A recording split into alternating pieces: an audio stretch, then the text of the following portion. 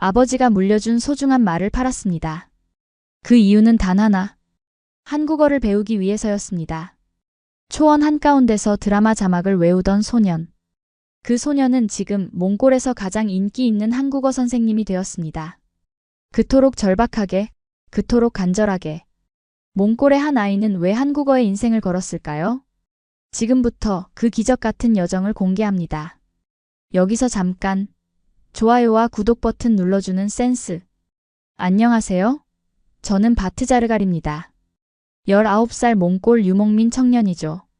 다른 친구들과 달리 저에게는 특별한 취미가 하나 있었어요. 매일 아침 양떼를 몰고 초원으로 나갈 때 저는 물통과 빵 그리고 한 권의 공책을 챙겼습니다. 그 공책 안에는 한글로 빼곡히 적힌 문장들이 가득했어요. 한국 드라마 자막을 손으로 베껴 쓴 것들이었죠. 사랑합니다. 고마워요. 안녕히 가세요. 이런 문장들을 노트에 적으면서 소리내어 읽어봤습니다. 처음엔 그냥 예쁜 글자라고 생각했는데 자꾸 보다 보니 뜻을 알고 싶어졌어요. 양들이 풀을 뜯는 동안 저는 조용히 앉아서 한글을 연습했습니다. 초원 한가운데서 혼자 드라마 대사를 따라 해보기도 했어요. 발음이 틀렸는지 맞았는지는 몰랐지만 계속 반복했습니다. 바람소리와 양들의 울음소리만 들리는 곳에서 저 혼자 한국말을 중얼거리고 있었죠. 아버지 바타르는 제 모습을 이해하지 못하셨습니다. 62세의 전통적인 유목민이셨거든요. 말과 양을 키우는 것이 남자의 일이라고 굳게 믿고 계셨어요. 바트, 또 그 이상한 글자 적고 있구나. 아버지의 목소리에는 불만이 섞여 있었습니다. 저는 고개만 끄덕였어요. 쓸데없는 일 그만해라. 하지만 저는 멈출 수 없었습니다. 한국어를 배우고 싶다는 마음이 간절했거든요. 왜 그런지는 저도 정확히 모르겠어요. 그냥 그 언어가, 그 문화가 저를 끌어당겼습니다. 어느 날 저녁이었어요. 저는 평소처럼 방에서 드라마 자막을 공책에 옮겨 적고 있었습니다. 미생이라는 드라마였죠. 주인공이 어려운 상황에서도 꿋꿋하게 버티는 모습이 제 마음에 와닿았어요. 갑자기 문이 벌컥 열렸습니다. 아버지가 들어오셨어요. 평소보다 얼굴이 더 굳어 있었습니다. 이게 뭐냐? 아버지가 제 한국어 교재를 집어드셨어요. 몇 달 동안 정성껏 베껴 쓴 한글 연습장이었습니다. 아버지, 그건. 이런 헛된 일로 시간을 낭비하다니. 아버지는 그 자리에서 제 교재를 난로에 던져 넣으셨습니다. 불꽃이 타오르며 제가 써놓은 글자들이 순식간에 제가 되어버렸어요. 가슴이 먹먹했습니다. 몇 달의 노력이 한순간에 사라져버린 거죠. 저는 아무 말도 하지 않았습니다. 화를 내거나 항의하지도 않았어요. 그냥 조용히 서 있었습니다. 아버지도 저를 바라보며 말없이 계셨죠.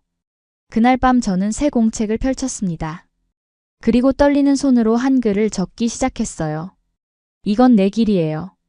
한국어로 적은 첫 번째 제 마음이었습니다. 아버지는 그 글자를 읽을 수 없으셨지만 제 표정만으로도 충분히 이해하셨을 거예요. 저는 포기할 생각이 없었거든요. 다음 날 아침 저는 다시 양떼와 함께 초원으로 나갔습니다. 새로운 공책과 함께요. 불타버린 글자들을 하나씩 기억해내며 다시 적기 시작했어요. 초원 위에서 혼자 중얼거렸습니다. 파이팅. 드라마에서 자주 들었던 단어였어요. 정확한 뜻은 몰랐지만 힘을 내라는 의미 같았습니다. 저는 그 말을 되뇌며 다시 한번 펜을 들었어요. 차가운 바람이 불어와도 손을 멈추지 않았습니다. 그때까지 저는 혼자만의 비밀처럼 한국어를 공부하고 있었어요. 하지만 마을에 변화의 바람이 불기 시작했습니다. 사촌형 다와가 한국에서 돌아온 거예요. 25살인 다와는 2년 동안 한국 공장에서 일했거든요. 형이 돌아오던 날 저녁 마을 광장에 사람들이 모여들었습니다.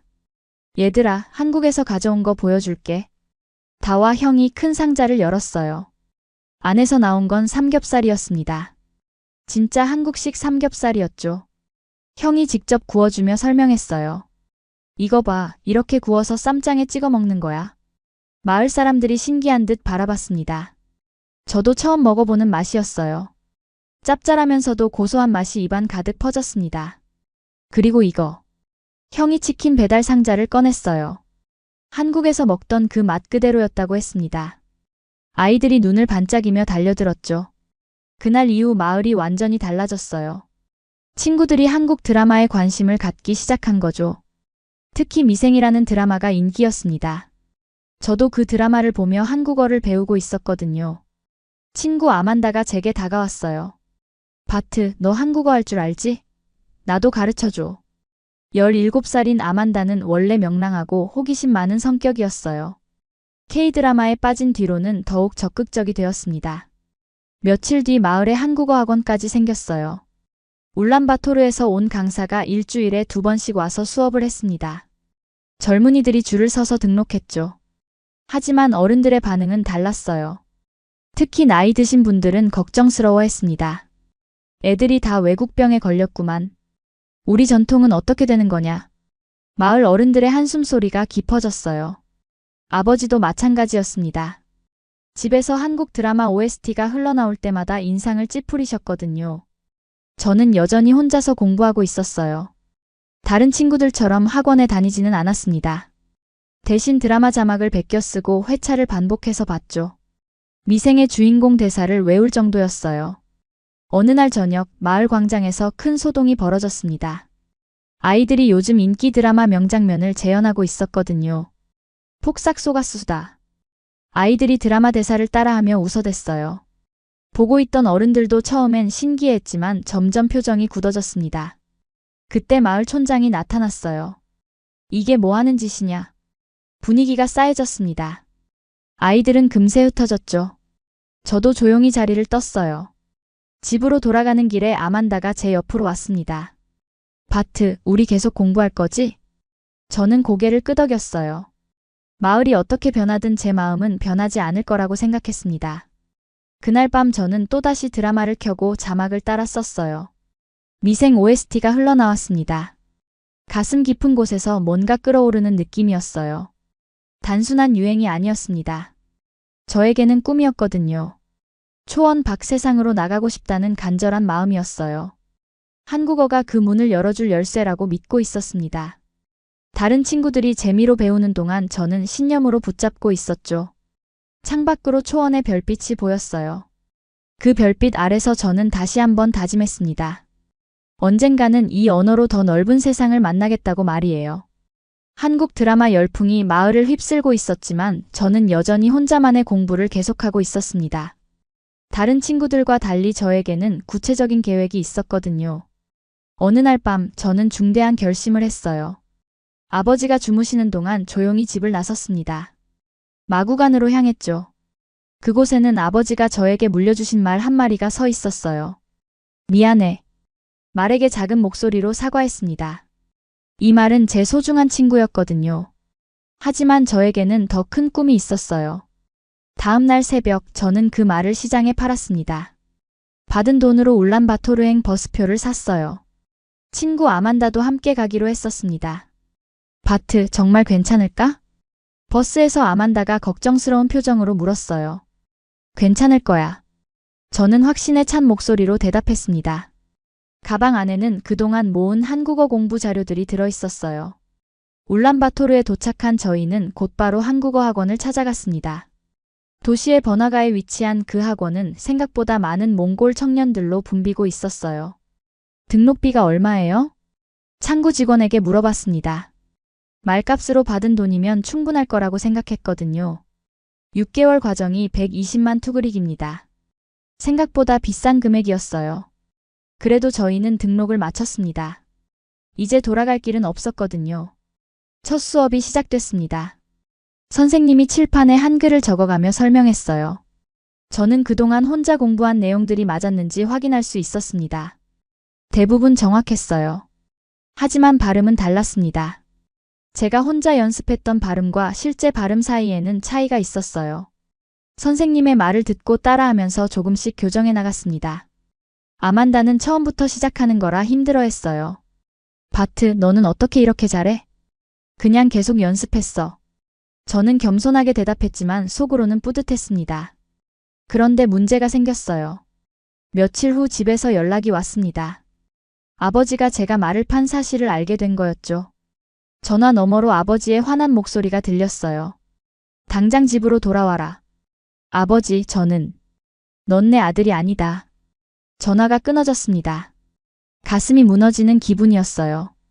아만다가 제 어깨를 다독여줬지만 위로가 되지 않았습니다. 그날 밤 저는 잠을 이룰 수 없었어요. 창밖으로 도시의 불빛들이 반짝이고 있었습니다. 초원에서 보던 별빛과는 전혀 다른 풍경이었죠.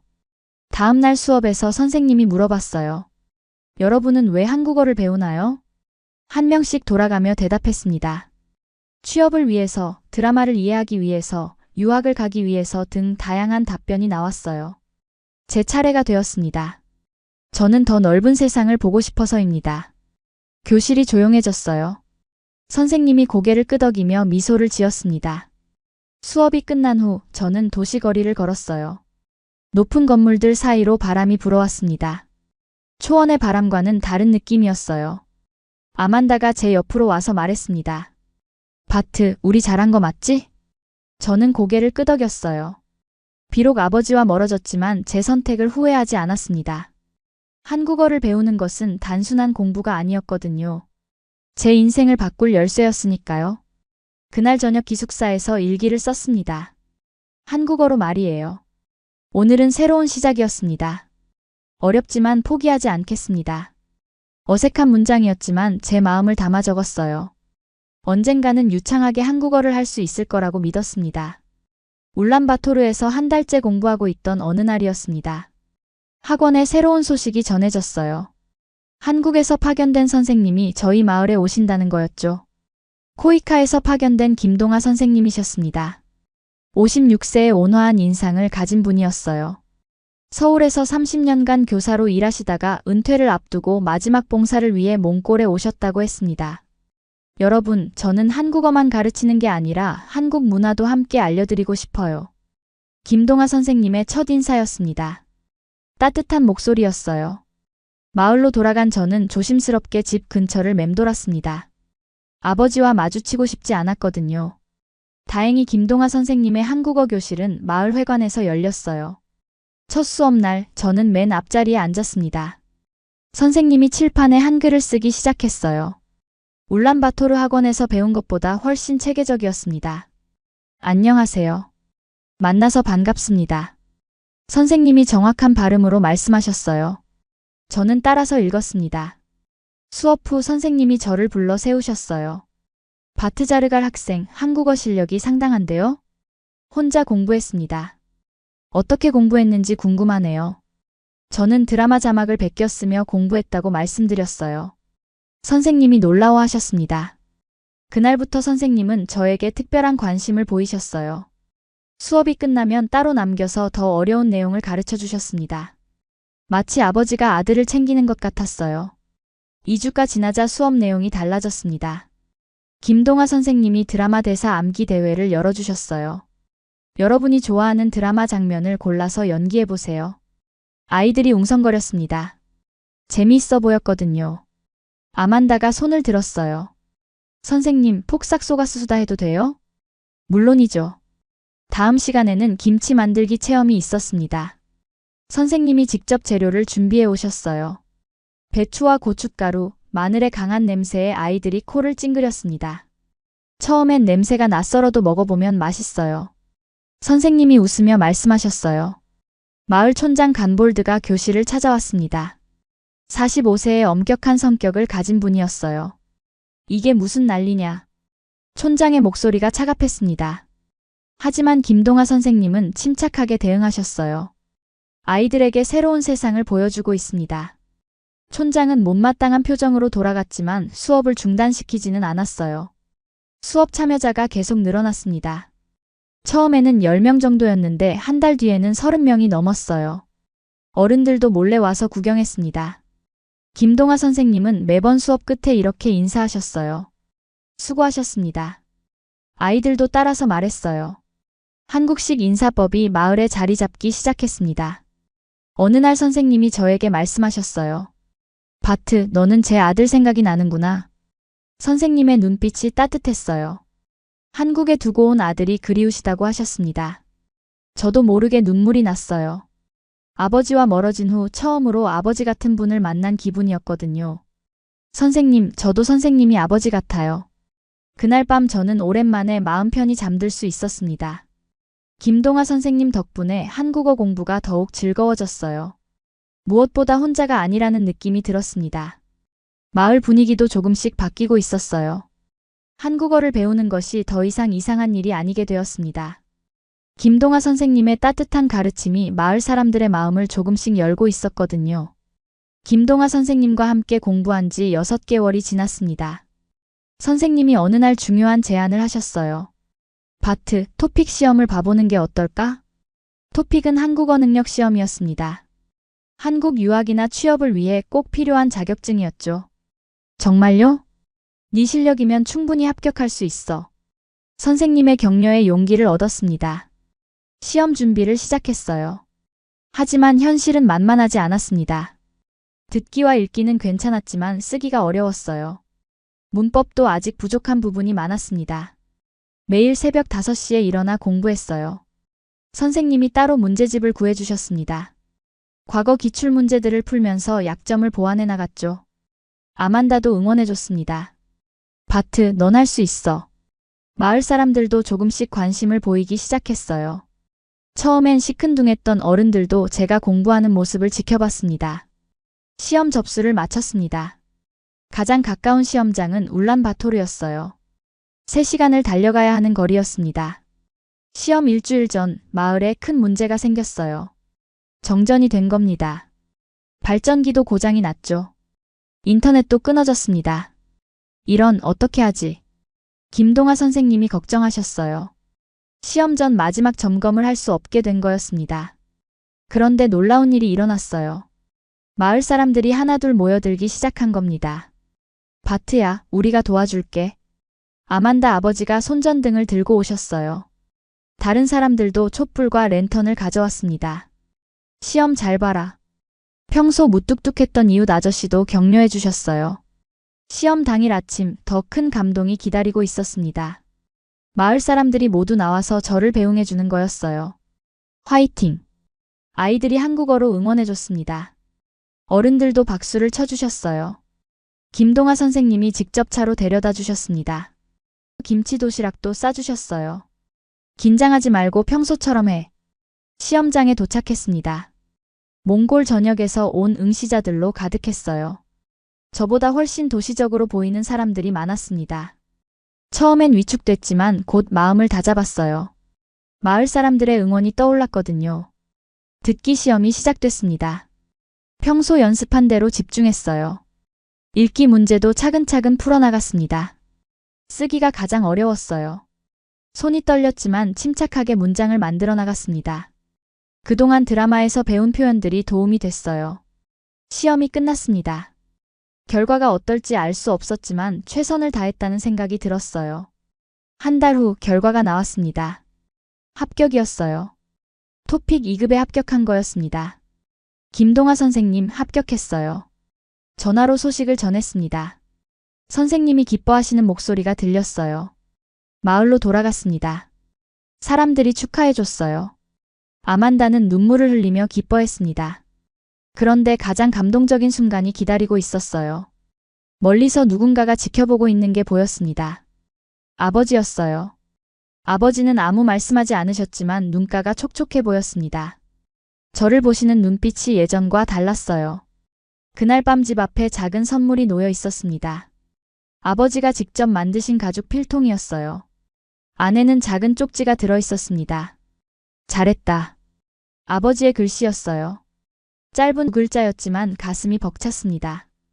토픽 합격은 단순한 시험 통과가 아니었어요. 마을 전체가 하나가 되는 순간이었습니다. 제 꿈을 응원해준 모든 분들께 감사했어요. 이제 진짜 시작이었습니다. 한국으로 가서 더 큰 세상을 경험할 준비가 된 거였으니까요. 토픽 합격 후 6개월이 지났습니다. 드디어 한국행 비행기표를 손에 쥘 수 있었어요. 김동아 선생님이 구로공단의 일자리를 소개해 주셨거든요. 인천공항에 내린 순간 눈이 휘둥그레졌습니다. 상상했던 것보다 훨씬 크고 복잡했어요. 사람들이 빠르게 걸어다니는 모습이 신기했습니다. 지하철을 타고 구로 디지털 단지역에 도착했어요. 높은 건물들이 하늘을 가렸습니다. 초원에서 자란 저에게는 답답한 풍경이었죠. 공장에서 첫 출근을 했습니다. 전자부품을 만드는 곳이었어요. 작업복을 입고 생산 라인에 섰습니다. 여기 새로 온 친구야. 반장님이 저를 소개해 주셨어요. 동료들이 인사를 건넸지만 어색했습니다. 일은 생각보다 어려웠어요. 빠른 속도로 움직이는 컨베이어 벨트를 따라가기 힘들었습니다. 손에 상처도 자주 났어요. 점심시간이 되자 모든 사람들이 식당으로 몰려갔습니다. 저도 따라갔지만 어디 앉아야 할지 몰랐어요. 여기 앉아. 한 선배가 자리를 내어주셨습니다. 김치찌개와 밥이 나왔어요. 김동아 선생님이 가르쳐 주신 김치 맛과 비슷했습니다. 하지만 대화에 끼기는 어려웠어요. 빠른 말투와 줄임말들을 이해하기 힘들었거든요. 야, 몽골 친구 한국말 잘하네. 누군가 말했지만 비꼬는 듯한 톤이었어요. 웃어넘겼지만 기분이 좋지 않았습니다. 일주일 후 회식이 있었습니다. 한국 직장 문화를 배워보라며 선배들이 데려갔어요. 자, 건배. 모든 사람이 소주잔을 들었습니다. 저도 따라서 마셨어요. 처음 마셔보는 소주는 목을 태우는 것 같았습니다. 몽골에선 뭐 마셔? 아이락이라는 말젓 술을 마십니다. 와, 말젓? 신기하네. 분위기가 조금 풀렸어요.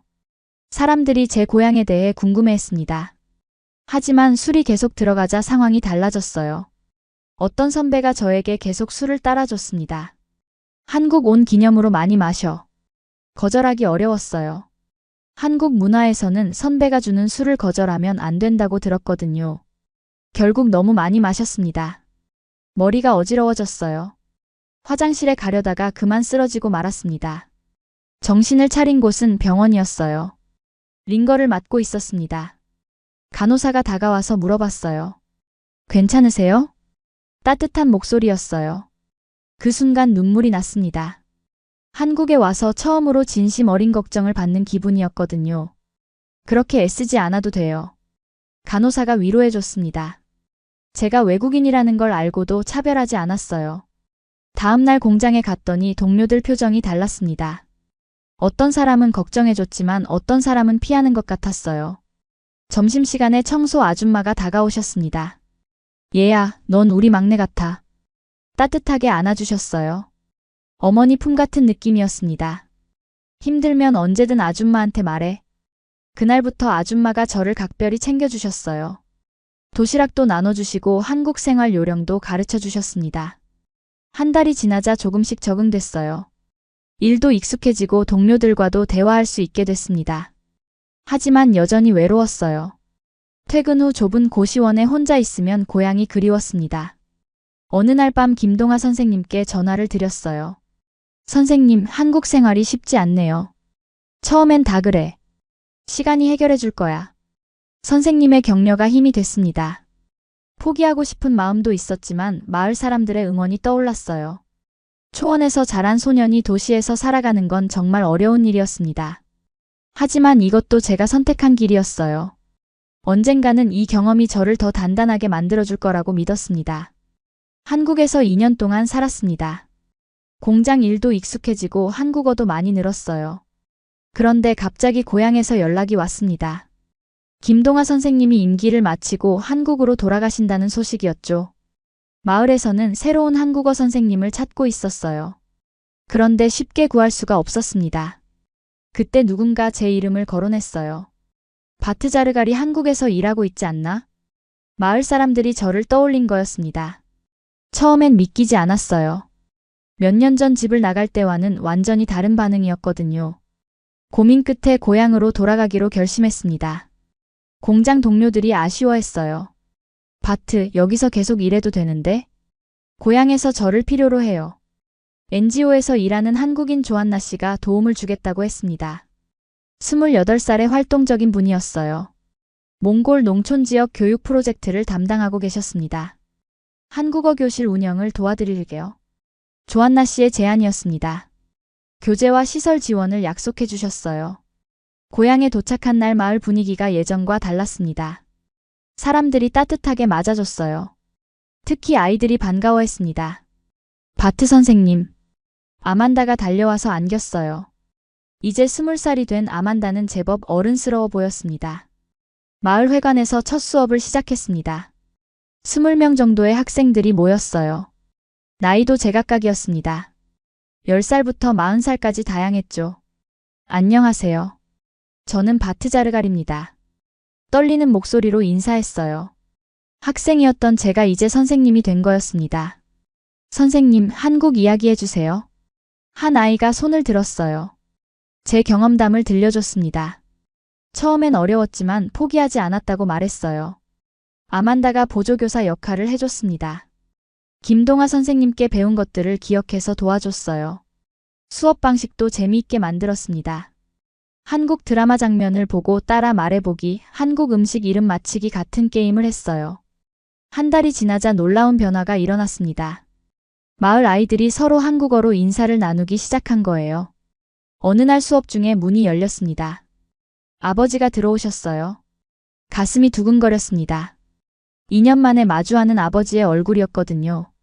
아버지는 뒤쪽에 조용히 앉아서 수업을 지켜보셨어요. 1시간 내내 한마디도 하지 않으셨습니다. 수업이 끝나고 학생들이 모두 나간 후에야 아버지가 입을 여셨어요. 잘했다. 짧은 한마디였지만 가슴이 벅찼습니다. 아버지의 인정을 받는 순간이었어요. 아버지, 네가 옳았구나. 아버지가 제 어깨에 손을 올려주셨어요. 그동안 쌓인 서운함이 한순간에 녹아내렸습니다. 그날 밤 오랜만에 가족끼리 저녁을 먹었어요. 아버지가 한국 이야기를 궁금해하셨습니다. 어머니도 제가 요리한 김치찌개를 맛있게 드셨어요. 조한나 씨가 정기적으로 마을을 방문해서 수업을 지원해줬습니다. 새로운 교재도 가져다 주시고 교수법도 조언해 주셨어요. 3개월 후 마을에 큰 변화가 찾아왔습니다. 한국 드라마를 보며 자막 없이도 이해하는 아이들이 생겼어요. 어른들도 한국어에 관심을 보이기 시작했습니다. 김동아 선생님이 한국에서 영상 편지를 보내주셨어요. 제가 선생님이 된 걸 자랑스러워 하셨습니다. 바트야, 네가 진짜 다리가 됐구나. 선생님의 말씀이 가슴에 깊이 박혔어요. 저는 한국과 몽골을 잇는 다리 역할을 하고 있었습니다. 어느 날 아만다가 말했어요. 바트, 나도 한국에 가보고 싶어. 그럼 열심히 공부해. 내가 도와줄게. 이제 저는 단순히 한국어를 배운 사람이 아니었습니다. 다른 사람들의 꿈을 키워주는 선생님이 된 거였어요. 그 순간 제 인생의 진짜 의미를 찾은 것 같았습니다. 한국어 교실을 시작한 지 1년이 지났습니다. 마을에 놀라운 변화가 일어났어요. 조한나 씨의 도움으로 정식 한국어 문화센터를 열게 된 거였습니다. 센터 이름을 정하는 회의가 있었어요. 여러 의견이 나왔지만 결국 한 가지로 결정됐습니다. 바트 한국어 문화센터. 제 이름을 따서 센터 이름을 지은 거였어요. 부끄럽기도 하고 뿌듯하기도 했습니다. 개관식 날이 다가왔어요. 마을 사람들이 모두 모였습니다. 몽골 전통 의상을 입은 사람들과 한복을 입은 사람들이 함께 서 있는 모습이 신기했어요. 김동아 선생님이 한국에서 축하 영상을 보내주셨습니다. 바트야, 정말 자랑스럽다. 선생님의 목소리에 감정이 묻어 있었어요. 모든 사람들이 박수를 쳤습니다. 센터에서는 다양한 프로그램을 운영했어요.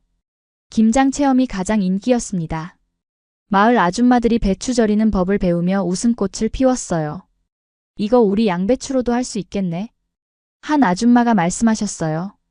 몽골식 김장이 탄생하는 순간이었습니다. 드라마 OST 합창대회도 열었어요. 아이들이 폭삭 속아서 수다 주제곡을 부르며 율동을 했습니다. 어른들도 함께 따라 불렀어요. 유튜브 라이브 수업도 시작했습니다. 인터넷으로 다른 지역 몽골 사람들과도 함께 공부할 수 있게 된 거였죠. 안녕하세요. 초원의 한국어 교실입니다. 매주 화요일 저녁 8시마다 생방송을 했어요. 시청자가 점점 늘어났습니다. 아만다가 정식으로 한국어 교사 자격을 따기 위해 공부를 시작했어요. 바트, 나도 선생님이 될 거야. 그럼 내가 은퇴할 수 있겠네. 농담처럼 말했지만 정말 기뻤습니다. 제가 심은 씨앗이 자라나고 있었거든요. 한국에서 자원봉사 대학생들이 방문했어요. 10명 정도의 젊은이들이었습니다. 마을 아이들과 함께 한국 전통놀이를 하며 즐거운 시간을 보냈어요. 고맙습니다. 아이들이 한국어로 인사했어요. 대학생들이 감동받는 모습이 보였습니다.